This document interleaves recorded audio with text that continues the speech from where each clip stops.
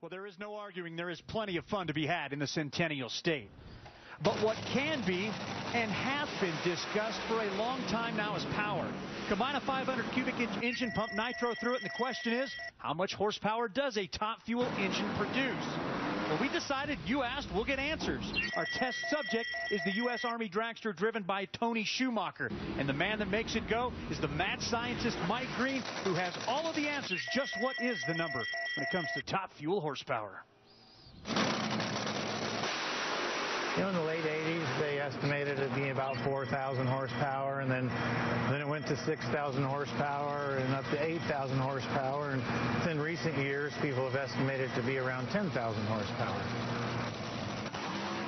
Current dynamometers go up to about 4,000 horsepower, so it's not really realistic to run one of our engines on that. So in collaboration with a company called AVL, we decided that we were going to build a sensor that would go on our engine between the clutch and the rear end, and it would actually measure the torque of our engine on the race car going down the racetrack. From that torque reading, we can use a math calculation to calculate the horsepower of the engine. We ran this a few times, and our max peak horsepower with this sensor was just over 11,000 horsepower.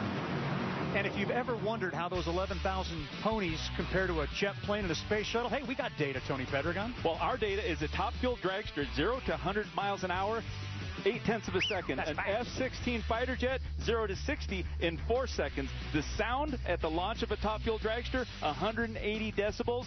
Space shuttle at launch, 180 decibels. And you'd be amazed that in the car it doesn't sound, but for our fans, it's an experience that you'll never hear unless you see the space shuttle launching, and not to mention the small earthquake that goes with it. I'm going to leave it at explosive. How's that?